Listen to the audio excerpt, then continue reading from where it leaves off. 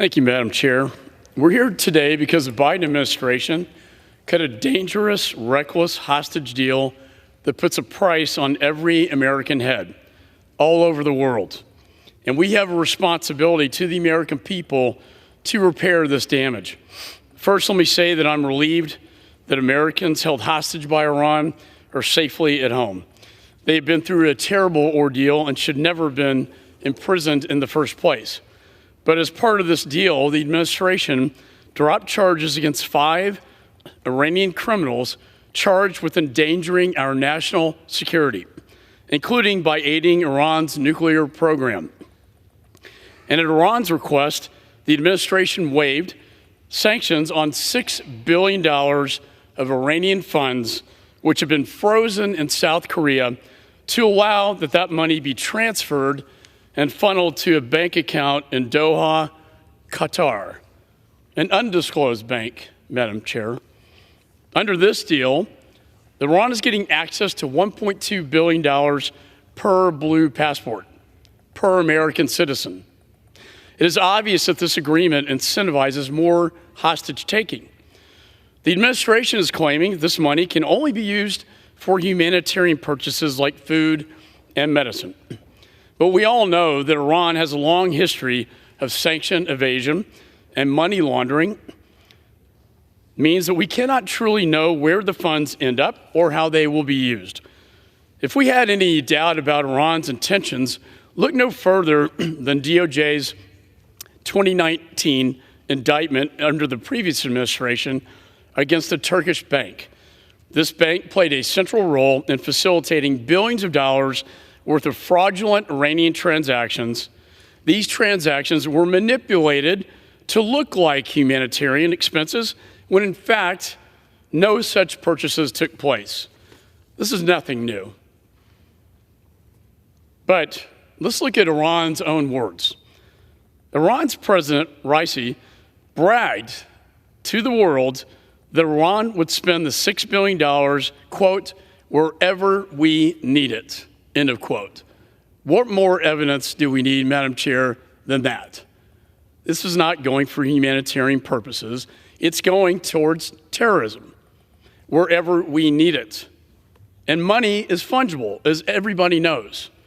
Giving Iran's access to these funds for any purpose frees up money for its malign activities, including its support to proxies like we saw on October 7th to Hamas.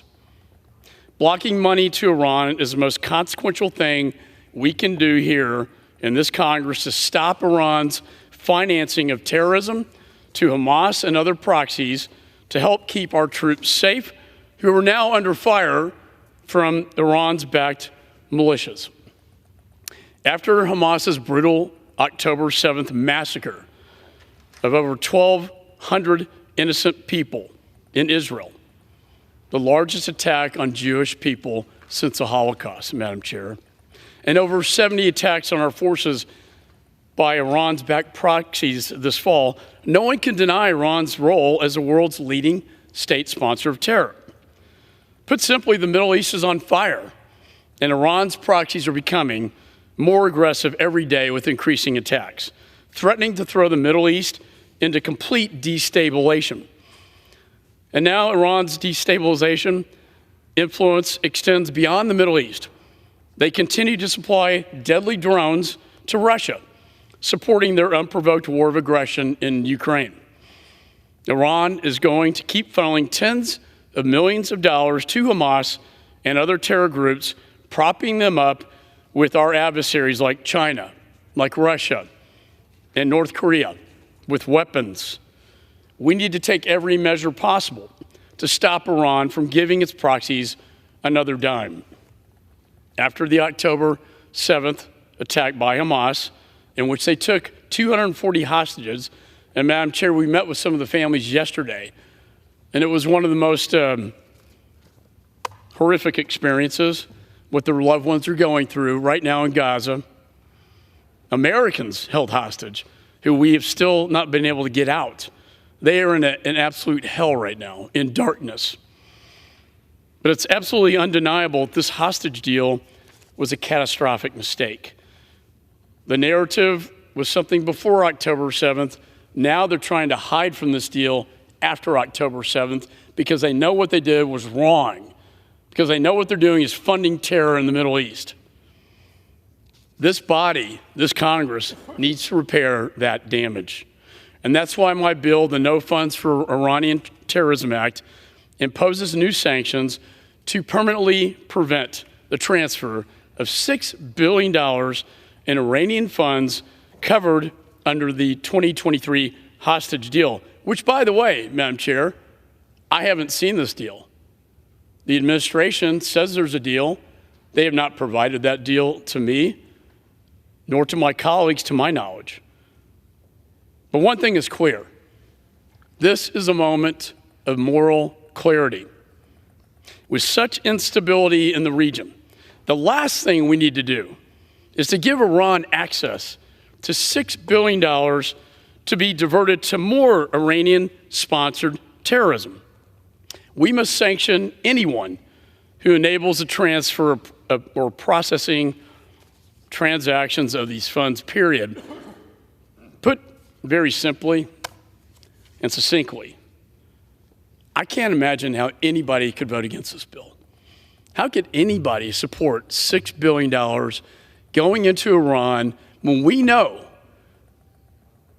both in classified space, which we can't talk about here, but in the declassified space, exactly who was behind October 7th?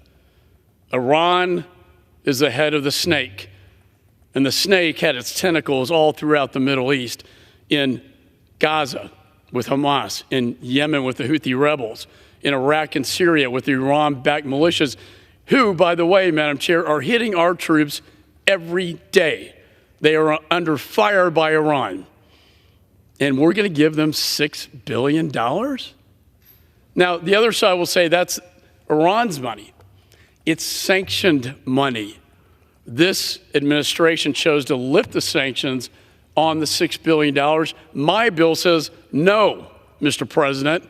We in the Congress say no to this policy, and we are going to put sanctions on the money so Iran cannot get access to this to fund more terrorism, more killing of innocent Jewish people. And I don't have to go into graphic detail about what happened on October 7th, but we all saw the Hamas video and the gruesomeness of it. I, Madam Chair, will not sit by idly and allow this to happen while Americans are under fire and the Jewish people are being killed by these terrorists. So I urge my colleagues to support this, and I reserve the balance of my time. The gentleman reserved.